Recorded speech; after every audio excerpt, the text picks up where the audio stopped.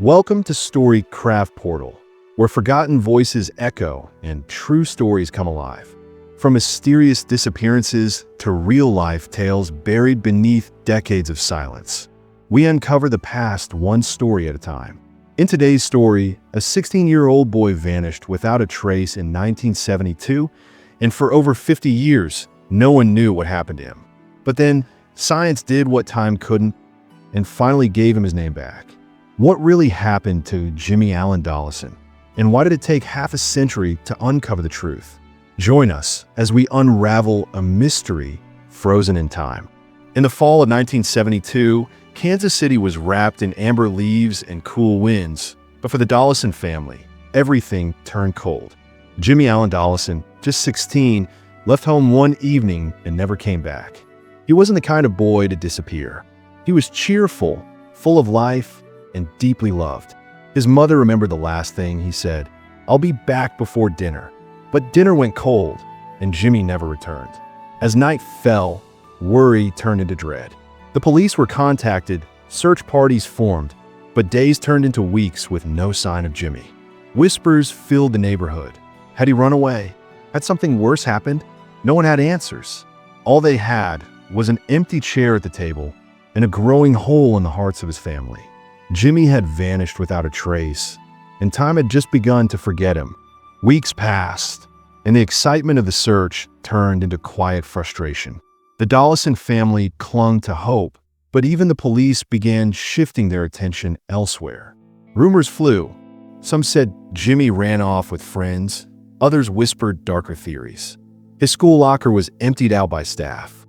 His room remained untouched, as if frozen in time. Jimmy's mother would sit on his bed at night, whispering prayers, waiting for a sign, a knock at the door, a phone call, anything. But the silence was unbearable. A few distant sightings were reported, but none confirmed. The case went cold, and slowly, Jimmy Allen Dollison's name faded from headlines and conversations. But for his family, each day was a battle, against forgetting, against despair, and against the idea that no one might ever know the truth. On April 18, 1973, nearly 6 months after Jimmy's disappearance, a group of hunters discovered human remains in a wooded area 3 miles southeast of Garnett, Kansas. The body was badly decomposed, and no identification was found. What they did recover were personal items: 2 gold rings, one engraved with a cross, and a silver chain with a large crucifix. The remains were labeled as unidentified male and sent for forensic examination. At the time, there was no technology for DNA analysis. Local authorities tried matching the description with missing persons reports, but nothing fit exactly. Without a clear identity or cause of death, the case was quietly archived. Another nameless soul was buried under a headstone that simply read, "Unknown." No one, not even the Dollison family, was contacted. For the world, it was just another cold case. For someone's family, it was a closure that never came. Years turned into decades. The unidentified remains found in 1973 were filed away, the bones stored, the evidence sealed. Technology changed, investigators retired, and people stopped asking questions. But the case didn't disappear, it just gathered dust. In the early 2000s, a few cold case units began reviewing old files, hoping that new science could bring answers. Jimmy's name occasionally resurfaced on message boards run by amateur sleuths, but no official connections were made. His family, aging, weary, still visited his empty grave, still kept his photo on a mantle. Someday, his mother would say, though her voice grew softer over the years. What no one knew was that science was catching up. That forgotten file, sleeping in a dusty archive, was about to wake up and bring the truth with it. In 2024, forensic technology made leaps that seemed like science fiction decades ago. A new tool, forensic genetic genealogy, allowed investigators to identify victims by tracing family trees through DNA. The Kansas Bureau of Investigation partnered with a private lab, Othram, to re-examine unidentified remains using these advanced techniques. When they submitted DNA from the 1973 remains, a surprising match came back: a distant cousin of Jimmy Dollison. Investigators were intrigued. The pieces were finally starting to align. They contacted surviving members of the Dollison family, now scattered across states. A sibling provided a DNA sample, and within weeks, the results confirmed it. The unidentified remains found in Garnett belonged to Jimmy Allen Dollison. After 52 years, his name was spoken again, not in grief, but in truth. Jimmy was finally found. The call came in early 2025. Jimmy's sister answered, now in her 60s, and fell silent as the investigator spoke. Her hands trembled. The truth they had waited for was here, but it brought both peace and pain. She gathered the remaining family and shared the news. Tears were shed, stories retold, and Jimmy's memory, once fading, returned in full color. They remembered his laugh, his favorite songs, the way he always wore that silver chain with the crucifix. It was hard to process. Jimmy had been gone all along, buried without a name. But now, they could visit a grave with his name on it. The family held a memorial service, simple but filled with love. For the first time in 52 years, they weren't asking, "Where is Jimmy?" They were finally saying, "Jimmy, welcome home." With Jimmy's identity confirmed, the Kansas Bureau of Investigation officially reopened the cold case.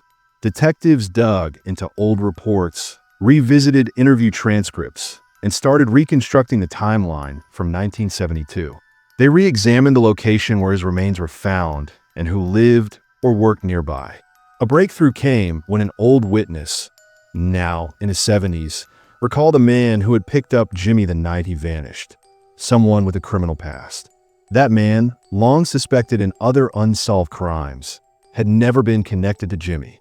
Until now, using modern tools, investigators linked the man's vehicle, presence in the area, and even fibers from his home to evidence stored for decades. Though the suspect had died years ago, the net of truth was tightening. Jimmy's story wasn't just about loss anymore. It was about justice long overdue. The man in question was Raymond L. Croft, a drifter with a history of violence and arrests in multiple states during the 1960s and 70s. In 1972, Croft had been living in a rented farmhouse just miles from where Jimmy's body was found.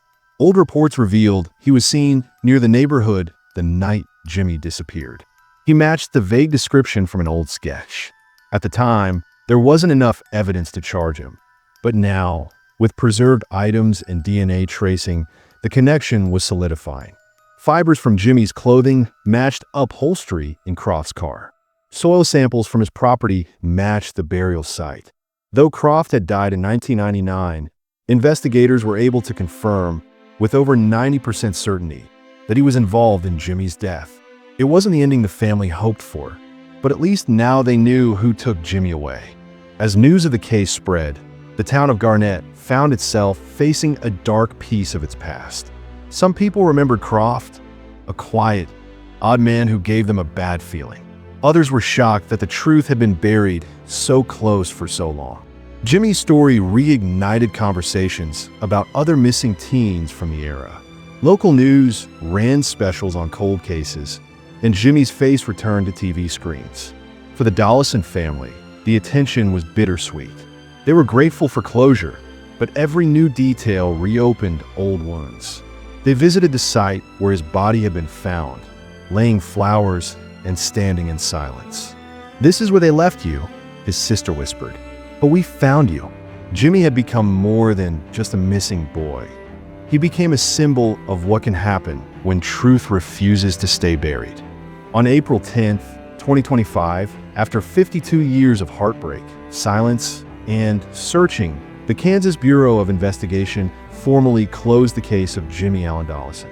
Though no trial could be held, the evidence and investigation concluded without doubt. Jimmy had been murdered, and Raymond Croft was responsible. His name was added to a registry of identified cold case victims, and his story now stands as a beacon of what persistence and science can accomplish.